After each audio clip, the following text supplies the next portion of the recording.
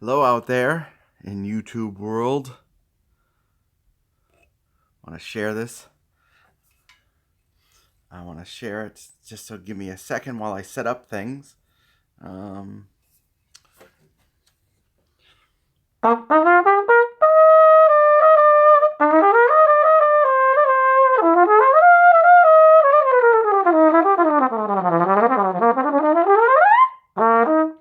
Feel free to ask for any song requests. I had people asking about playtesting this new 4-valve flugelhorn. It's a quarter tone, not a low register note.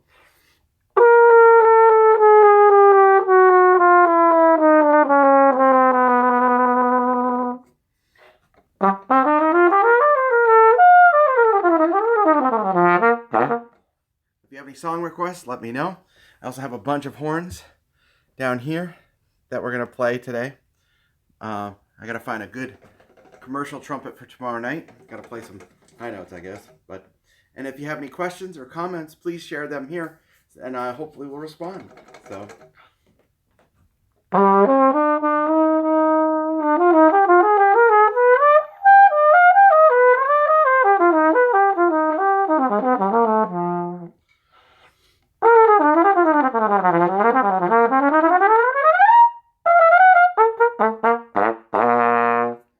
So that's my new 4-valve horn with the new red brass bell. So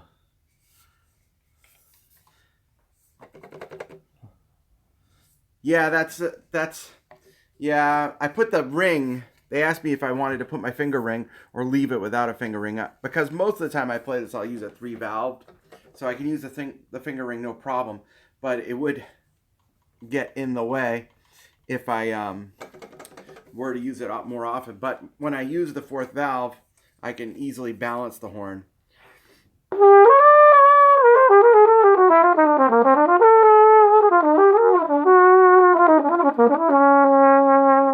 So I can easily balance it. And for some reason I have a slow valve, so I need to oil it using the Adams Monster Oil.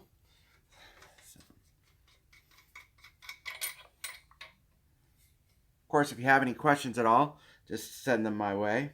You can just text them right here and I'll read them almost instantly. It's a new thing for me. Normally I do this on Facebook only, but I'm trying YouTube to see if I can sort of branch out a little bit more. So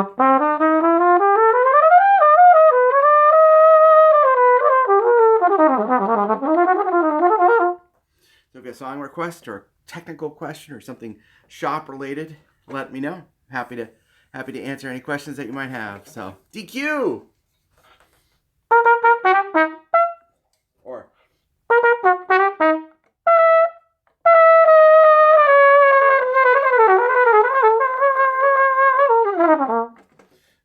so that's the Tenderly, Jeff Perry. You want it in the quarter tone style?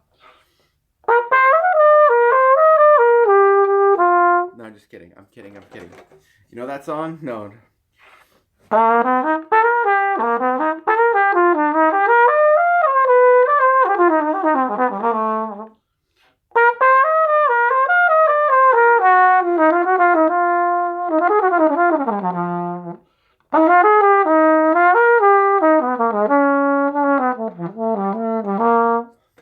That seems to be a little slow today.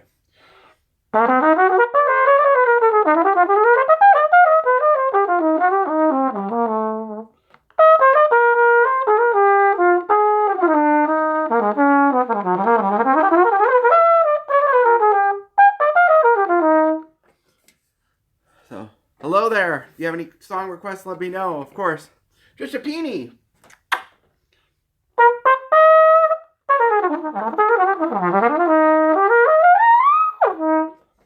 How's Jacob's new clean horn? I hope it's well. Yeah. We've got lots of goodies here on the table today. Let me move this over a little bit so you can see. Other than my water bottle. Let's actually I'm just kidding. So let's see if I can get this to move. There we go. So we have a bunch of horns here. So hey Noah, thanks for chiming in. If you have any song requests, let me know.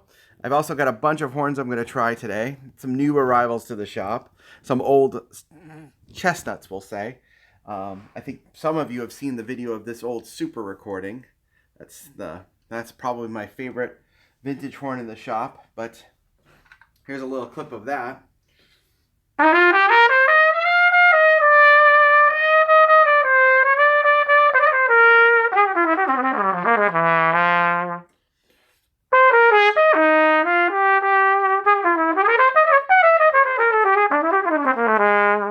That comment just disappeared way too quick. Okay, cool.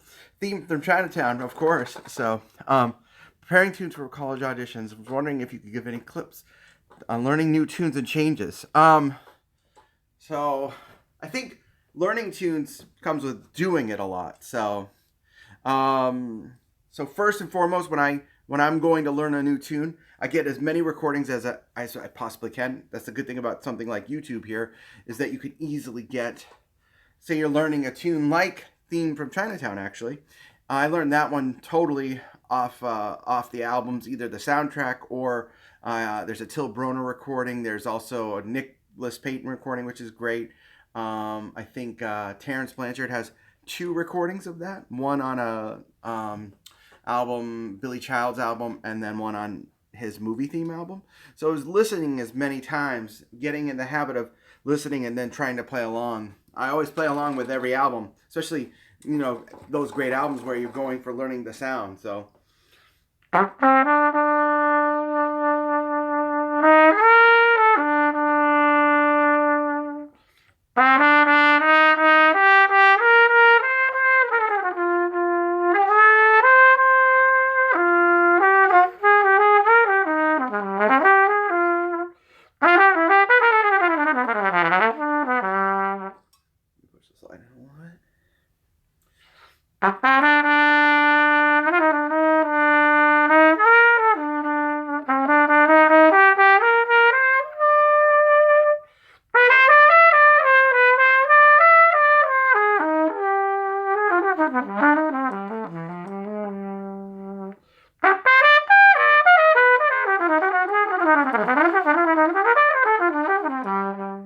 The first thing is learn the melody, because the melody's always going to be your best help.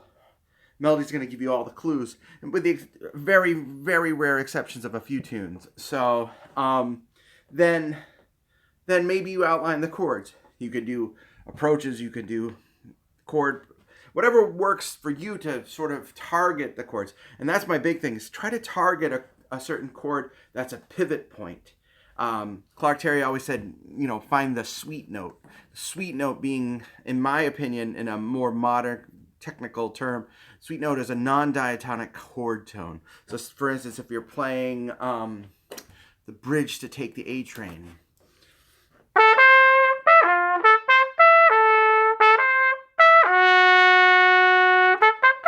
So the G sharp there is the third of the chord. That's a chord that if you're in the key center of G, you should emphasize. So if you're playing a solo on the bridge,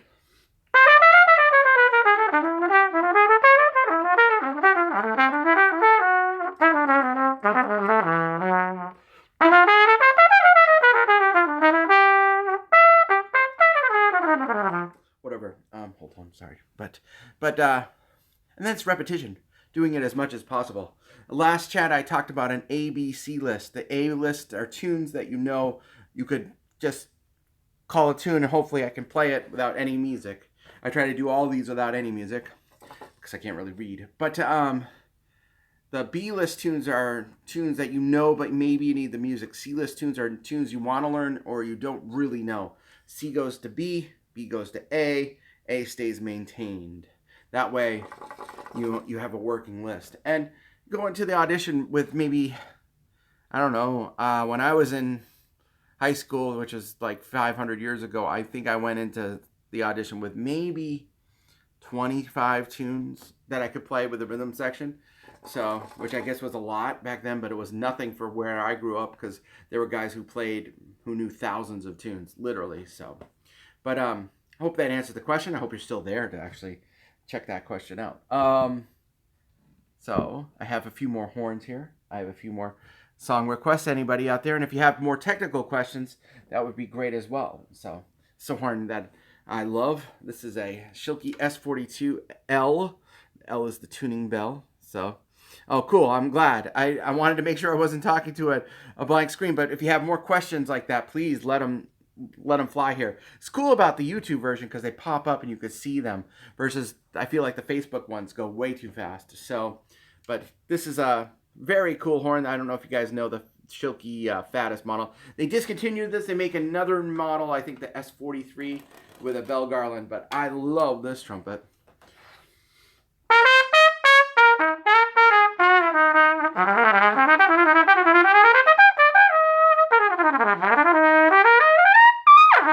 It's very bright. It's very kind of projecting. It's fun. It's almost like it articulates for you because it's so clean.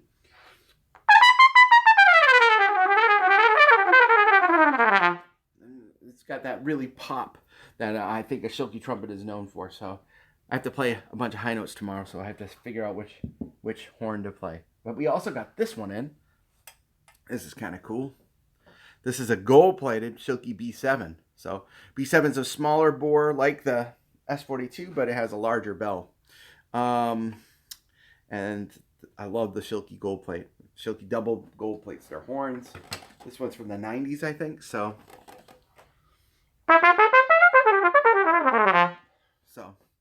yeah, I can play Groovin' High, which I will play it if you know what the tune was written on. Can't look, can't cheat. Hold on, I'm gonna get up some water. You know, back in the bebop days, and even now, people take this pre-existing chord changes. Oh, bam. All right, of course you knew it. Very good. Cheers. So, but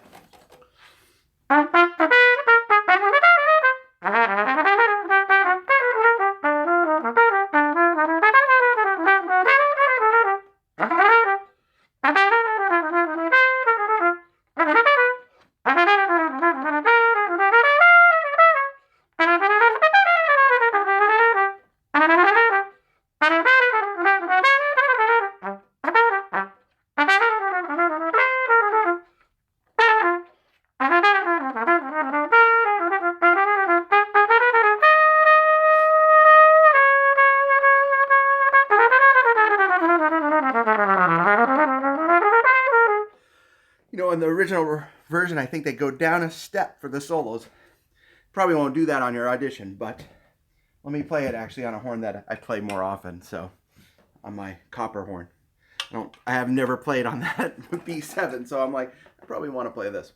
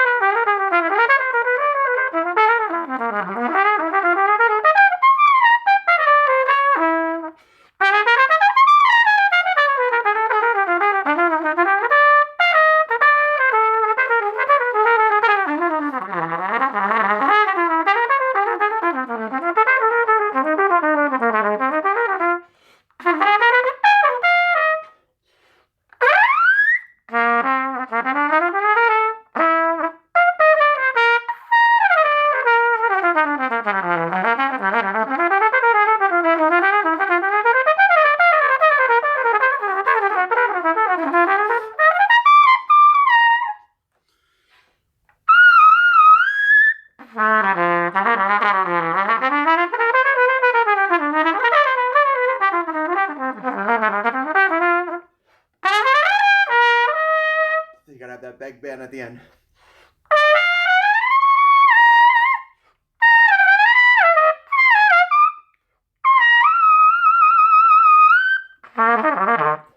Just kidding.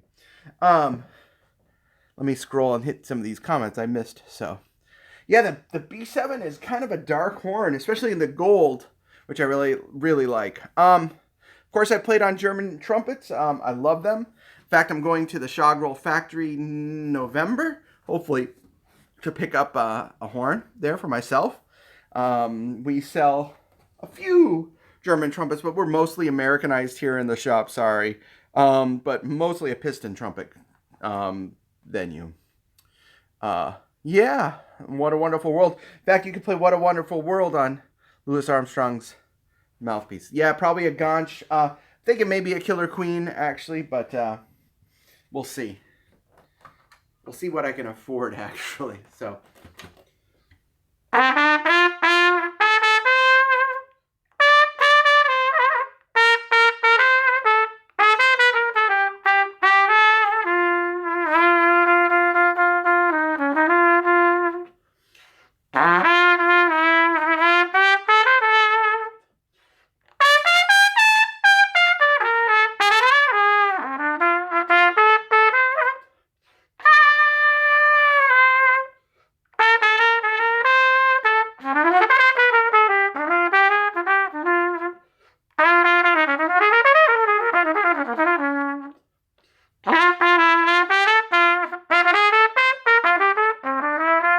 And the colors of the rainbow, and so on and so forth.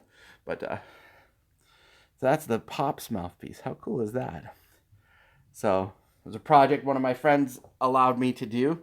We don't actually sell this because there's a the Armstrong State has a I think a agreement with another company. But I do love the fact that if you put this mouthpiece in a horn, especially a bright trumpet, it gets super vibrant and brilliant.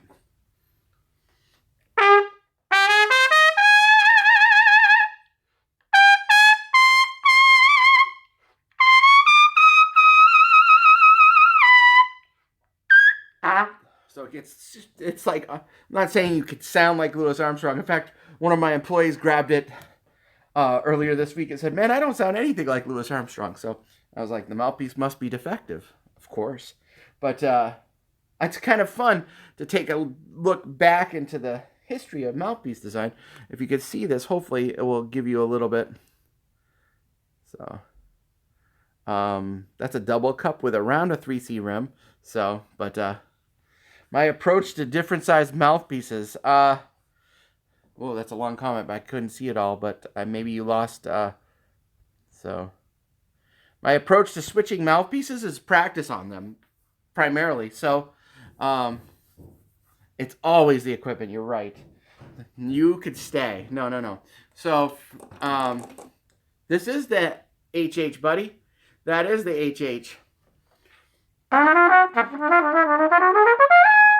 That's my new mouthpiece du jour.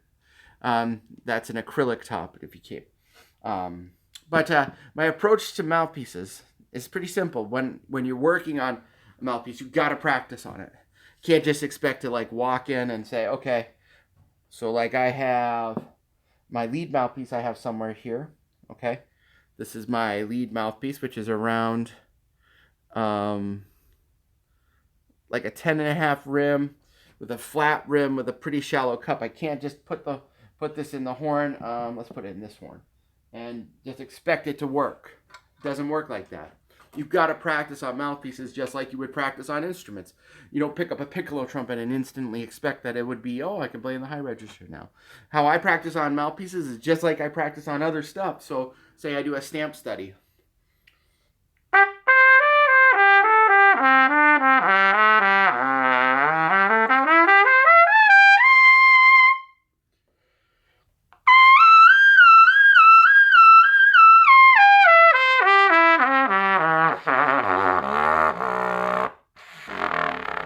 But maybe not that low, but you want to practice on all the gear, be it really deep, really big. A lot of people buy my FX series, which are beautiful, but you actually have to play them to get the hang of it. You can't just like walk in and expect you get this really rich sound.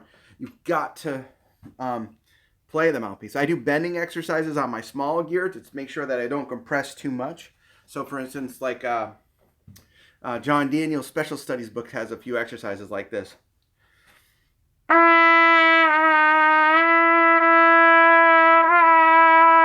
Where you keep the same pitch, but you're moving up.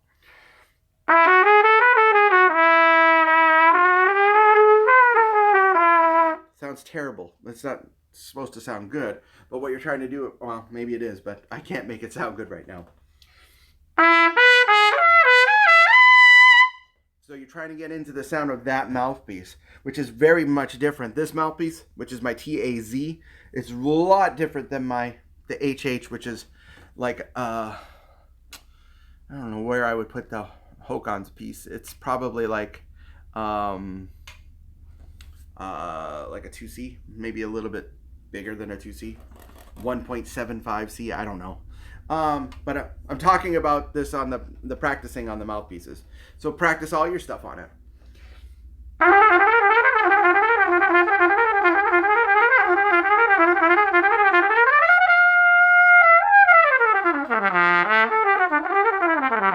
Regardless of what style of the mouthpiece is suited for, like this is my lead mouthpiece, so it's designed for that, not really a Hokon piece, which is like a one. I mean, you can still play it, but what I get in the lead mouthpiece is more sizzle, more precision, more crispness, and it's really important on flugelhorn. A lot of people just think they can pick up the flugelhorn and just play it with no acclimation. Dividing time-wise, your primary mouthpiece should get probably 80% of the time, and then your other mouthpieces, depending on what you're doing. So say you have a recital with a lot of piccolo trumpet. Well, you should probably practice your, piccolo a little bit more to balance it off. That's in my opinion. But people don't think of playing flugelhorn and working on their tone on flugelhorn. Well, guess what? Flugelhorn is the same thing.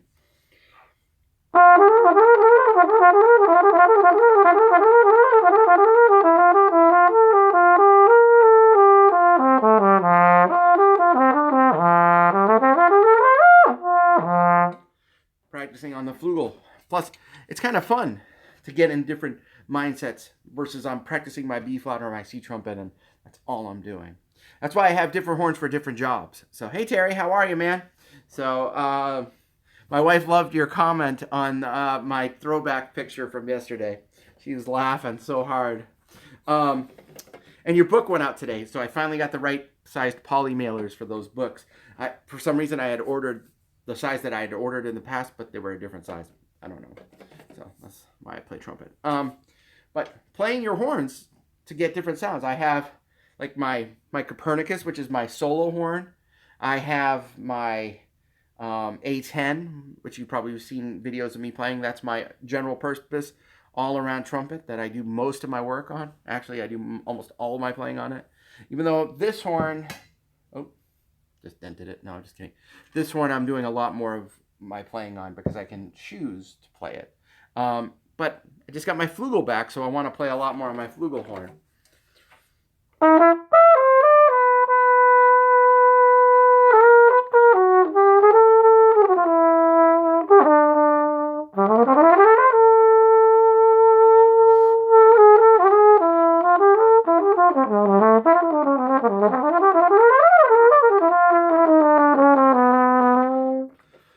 It's a quarter tones, which I don't have on any of my other horns. But this mouthpiece is huge. So you have to play on it to adjust to it. You can't just expect to pick it up and it works. I hope that makes sense.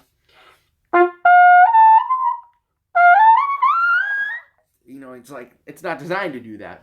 You can find it, but I don't know, playing high G's on flugelhorn. Not always my thing. So, back to that. More questions and song requests. These are great questions, by the way. Thank you. And Trisha, if you're still here, I'm psyched about the mariachi. We went to a restaurant Wednesday night, and there were mariachis there. It was pretty hilarious. But if you have more questions, let me know. I'm just going to scroll up and see if I missed anything. So I hope that makes sense about the time. So what do you think about the Schilke X3 versus X4? I've played a lot on the X3, but not much on the X4, so I can't really comment.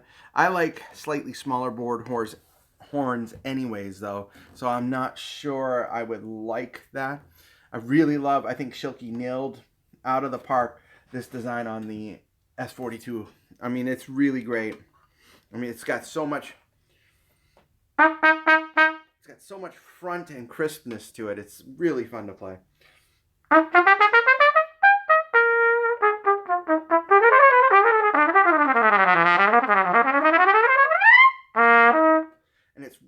precise. I love the fact that it has that sort of ping in the horn sound. That's something you get off a good rotary trumpet, I feel. So the Super Recording, of course, has that. I mean, the Super Recording has everything. So this is for sale. Of course, I have to do the sales pitch. But old Super Recording.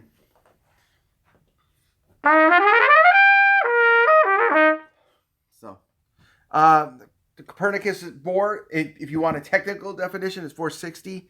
But we've done stuff inside the horn to create almost like a poly bore, which we share. We do not share the information, but it feels, if you play a normal B-flat trumpet, if initially it might feel a little bit smaller, but that comes with, I think, a little bit of the design elements of the horn. I think it's a quick adjustment.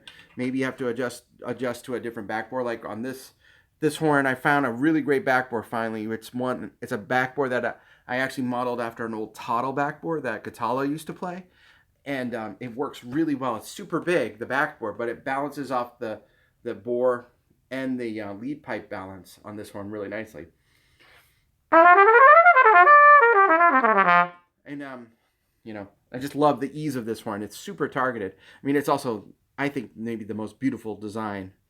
So it's got super curves, even though it's backwards. Okay, the videos here from my cell phone are backwards, I'm sorry to say, but big 5.5 inch bell, and of course custom buttons, as Adams does on a lot of their horns. So.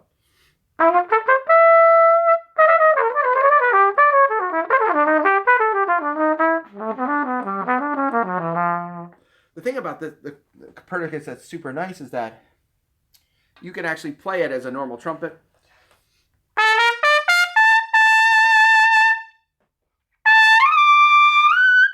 And you can play it like a normal horn and it would be fine.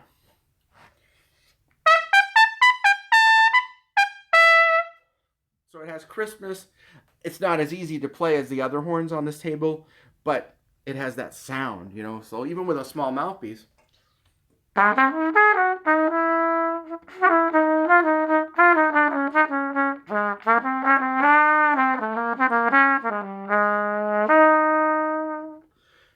I put that in like the Shilky B7, maybe it'll be okay, but we'll see.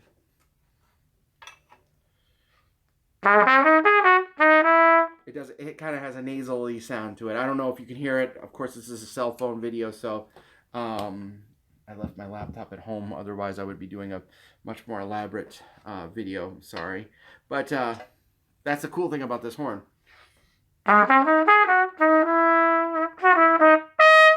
So it gets a lot of precision.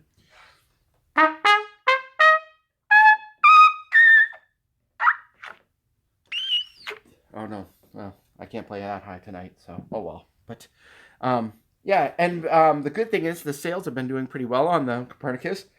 We've sold out the first 2 batches, and the third batch is coming, I think, in a couple weeks, maybe a month. And we have some of those already reserved for our customers. So we're very happy with it. It's an awesome horn. And when I toured Europe in July, that's the only horn I brought. And I was doing some stuff like, there's some YouTubes, I think, on, I don't know if they're on my page. I don't think they're on my page, but yeah. Of course it can be dark and mellow. That's, you know, like, it's part of the point of it. So, like, here's with just 2C.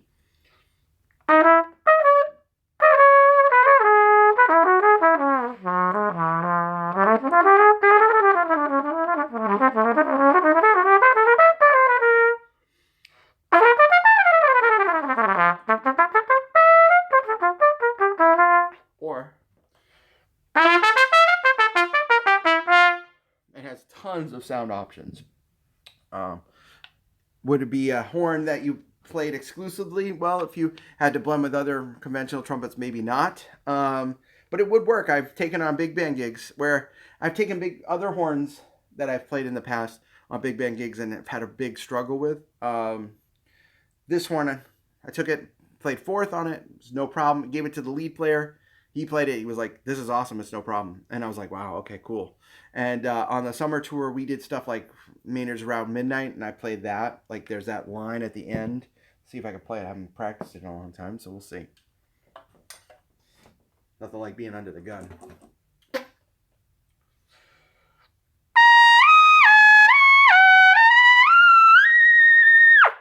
the B's a little flaky today.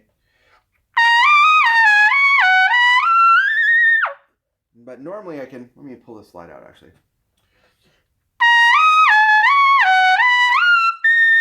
Yeah, so if I pull the slide out a little bit, it's a little bit better. But you could do that on it if you wanted. I think maybe there's a better choice. Of course, that's why we sell tons of different trumpets, like the stuff you see. Not because one horn does everything, even though, yeah, good Bach, a good Yamaha, good Adams, good Schilke, good whatever Shires might be, you know, more than what you need. But having options in your toolbox, super important. So more questions, please, or song requests. You know, I'm happy to, if I know them. How many rotary trumpets do I have in my shop right now? Under 10, probably even, maybe only 5 or 6 or so. We don't sell many a year. We probably sell 5 to 10 a year. The only thing that we do tend to sell a lot of is we tend to have some used Chagrels come in. And when we get those in, we sell them almost instantly, actually. So we'd love to have more. We'll see what happens in the future with getting more rotary trumpets in the shop. But we probably, you know, we still focus mostly on piston valve or, you know, the French Perronnet design valve trumpets. So, sure.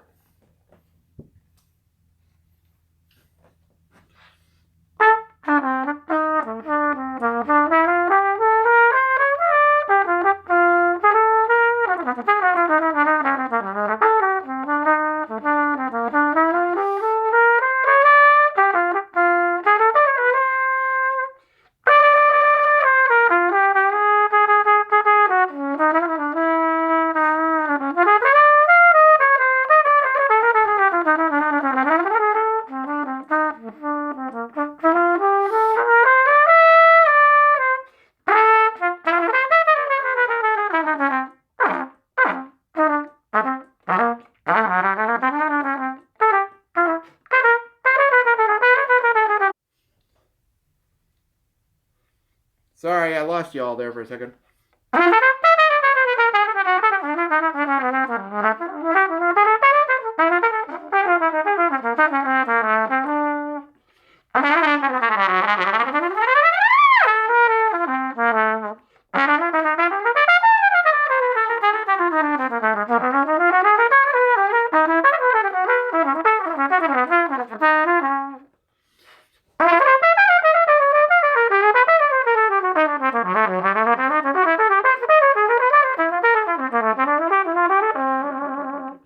Yeah. Marcos, how you doing, man? How's your... Marco, I'm sorry. I couldn't read that. How's your euphonium? I hope it's well. Oh, I wish I had an adjustable receiver horn. I don't have an adjustable receiver trumpet in stock, and you definitely don't want to hear me play the euphonium, even though I played valve trombone on a recital on Monday. So, Up Jump Spring for the first day of fall. I'm confused. I don't know what to do. But you can play...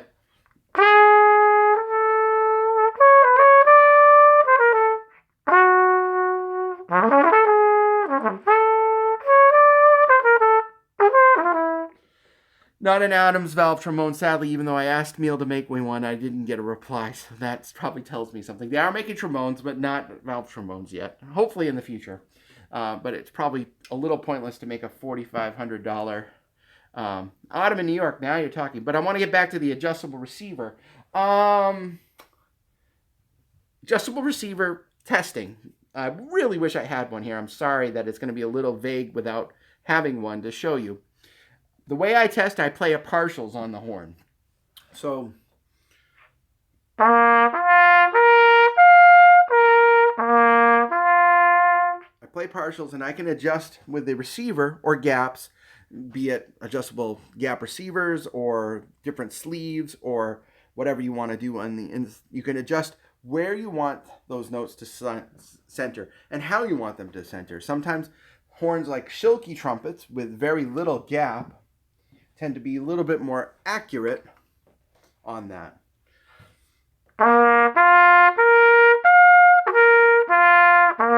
But but you lose a little bit of flexibility in terms of where you want the note centers to go.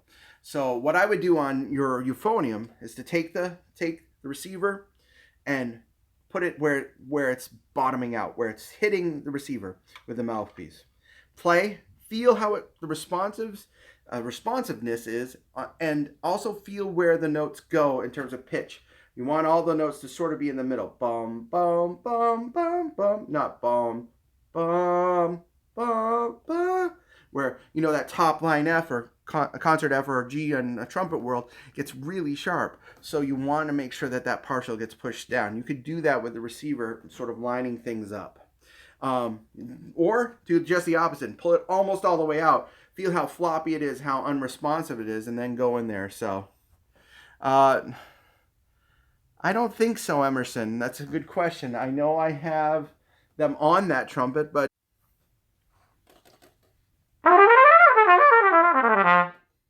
sorry about that. I keep losing everyone. I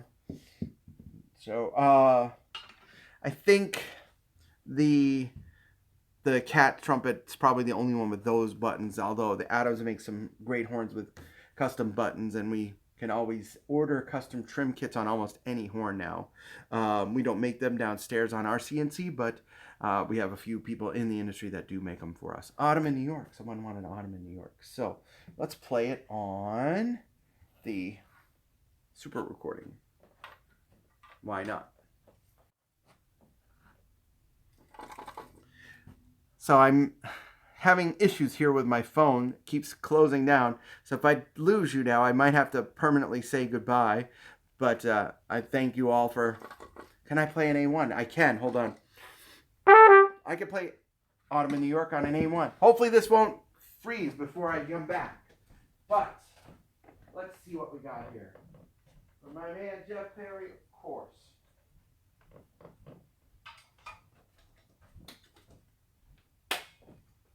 These valves.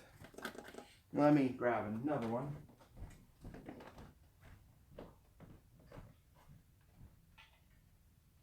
There we go. I need to oil more valves, I guess. Sorry about that. I know that was really exciting with me not being there. So here's an A1 trumpet, Adams A1. In here, Jeff, right now is the conical slide.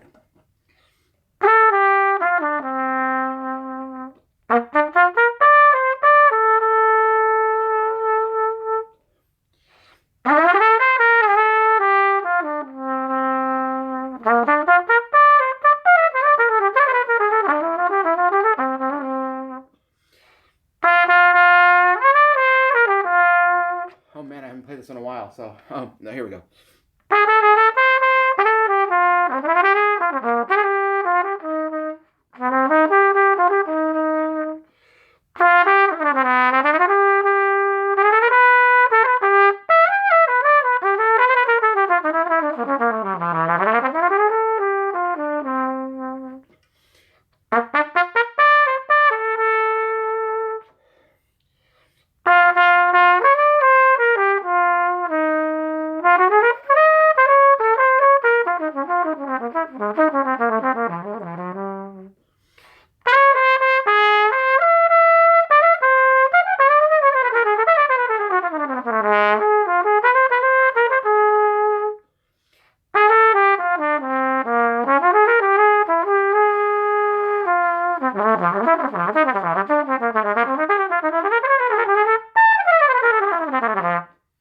So that's the A1.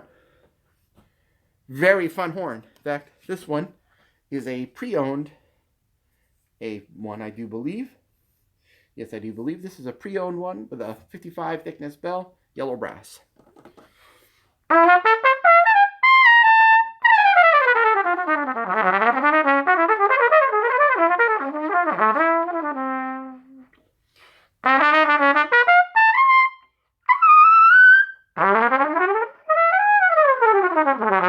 So that's the A1. Cool. How about a few more song requests? Well, I still have you, and like I said in a couple minutes ago, that this connection is a little fuzzy. I've been trying. This is the first live session I've done for real over 10 minutes, I guess, on YouTube. So thank you all for coming, of course. and putting up with my craziness. But if you have more questions or comments, you want to hear another horn in the shop that I might have, that's fine. I'm happy to do it. So I'll compare that Autumn in New York with this Autumn in New York, which is on the Super recording, just so you can hear a difference.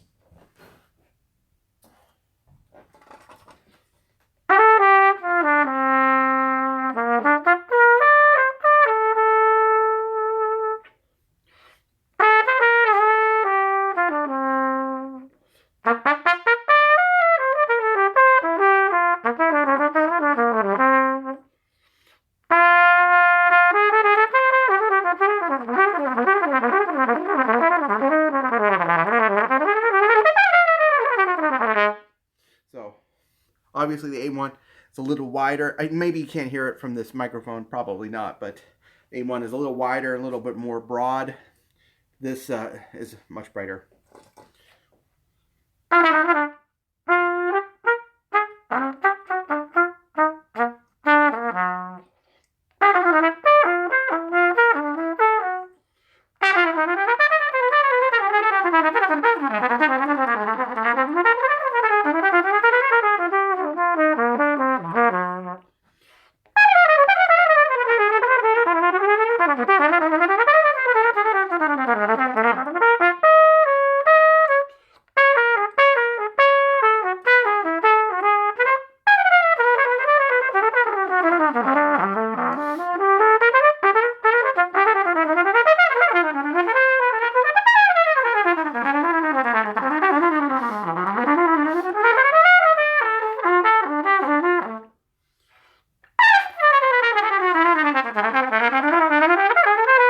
What do you think I'm playing?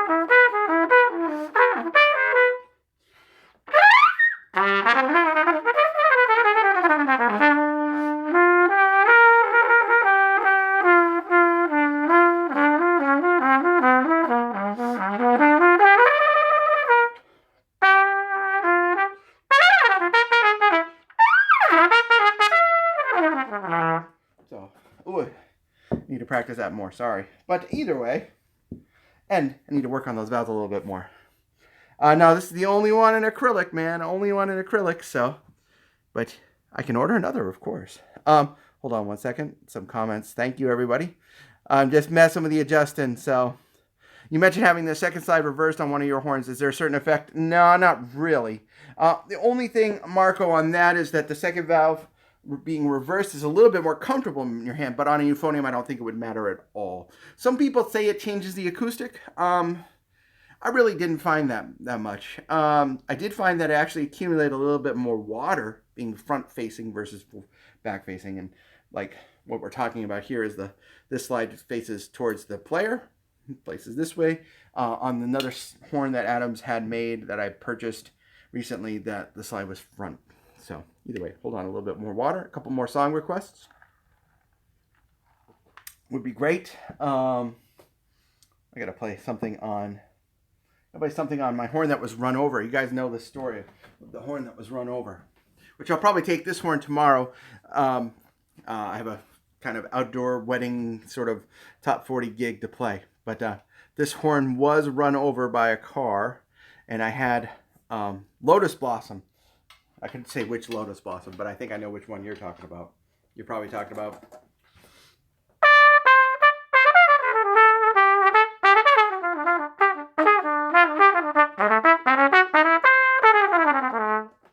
Oh, let me pull the slide in on a little bit.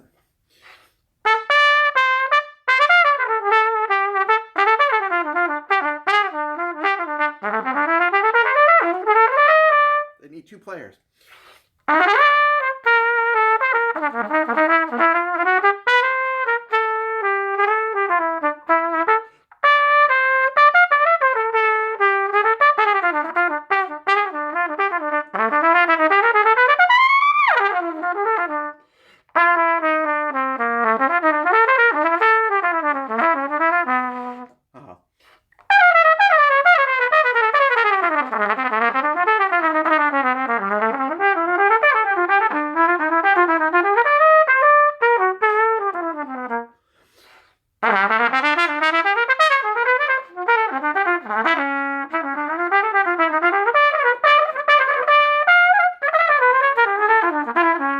That horn was run over by a car. Literally, hold on, I gotta show you the picture. You won't believe me. People that have come to the shop have seen the before pictures. But this one, that's the before of the same horn. So, P-Bones. If you want me to buy them for you, just send me an email. You know, I'm happy to do it, so. What horn is it? Oh, this is an Adams A5 trumpet. So, Adams A5, someone had an unfortunate accident with a vehicle. So, but it plays great, actually. And almost all the parts are original. The only thing we had to replace, we replaced this, and we replaced the lead pipe. We could have fixed it, but it was going to take a little bit longer. And I think we replaced this inner tube here, but the bell is original. Everything else is original. I haven't oiled the valves in a while. That's why it's not really responding. I'm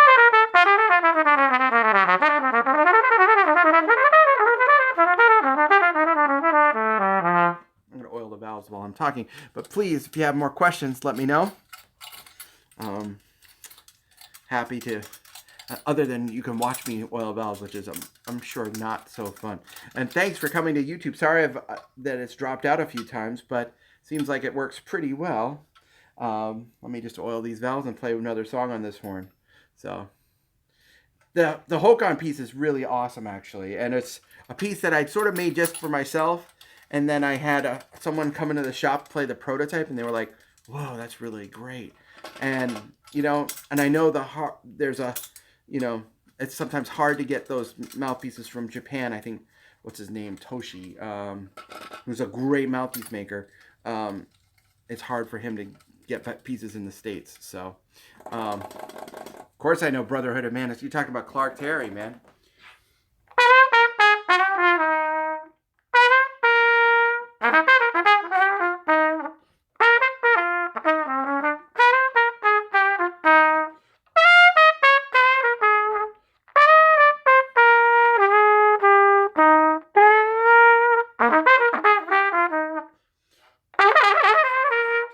Clark could do that so well.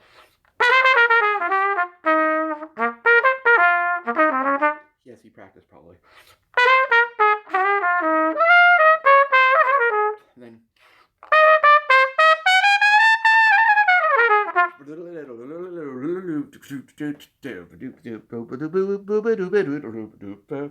I mean, I know that.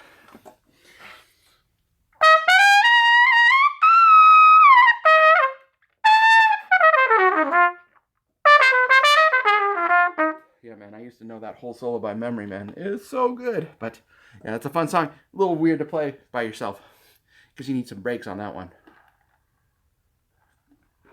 But great. So it shows you that you can actually rebuild a trumpet. So Video is not reversed? Really? That's cool. It's reversed when I'm looking at, so hopefully if they fix that, that's really sweet. So, or I'm really good at playing left-handed trumpet, which I'm not. So, so, my opinion, that's a good question because actually, and it's great to hear from you, brother. So, I'll use my primary horn to demonstrate. In John Daniel's Special Studies book, he has some really cool ways of approaching pedal tones, which I never really thought of. So, like, where you actually bend into them. I was like, whoa, that's kind of silly not to.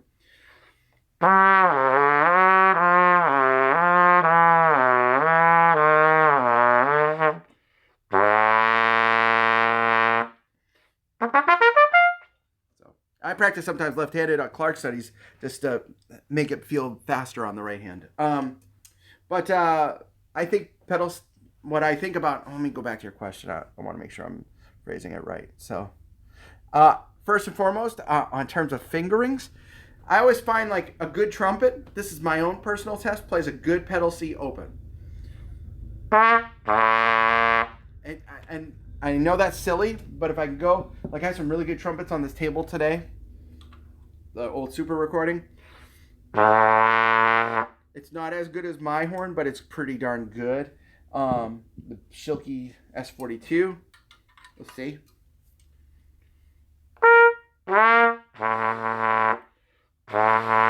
Not as good, but that could be a bore thing. It could be a balance thing. It could be a lot of things.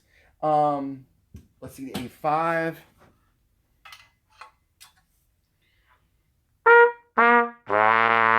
That has a really good pedal C. So maybe I'm just used to Adam's trumpets now from playing them for a few years. But sorry, I'm blurry there. But I feel like first and foremost, you want to the pedal tones are good for ear training. So if you have to use a false fingering, that's fine. So like for instance, D. If you need to do that, that's fine. I think you're working on so many things. But eventually you can try to work on, I think it's optimal if you use the correct fingering. But some horns don't respond that way. So.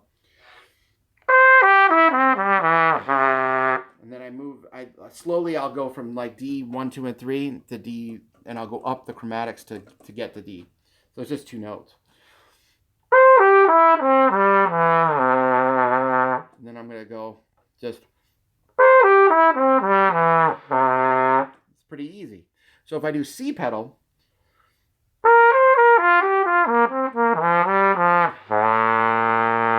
Okay, that's fine with this horn, like I said, but if I'm having issues.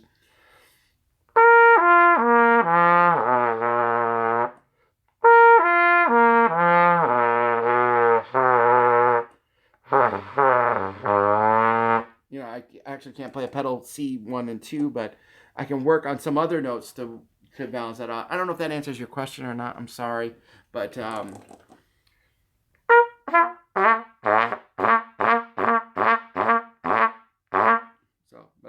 but I do love my pedal notes, and I feel like pedal notes expand my whole range.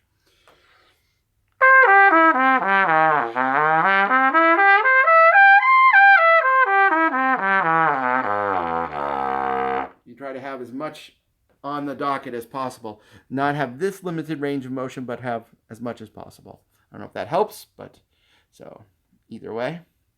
But how about a couple more song requests, and then I must get going, get back to work. But thank you all for being such a fun crowd. What type of mouthpiece I'm playing? Someone else can answer that.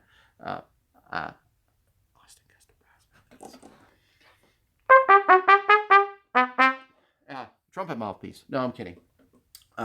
Austin Custom Brass makes mouthpieces, so my shop makes mouthpieces. So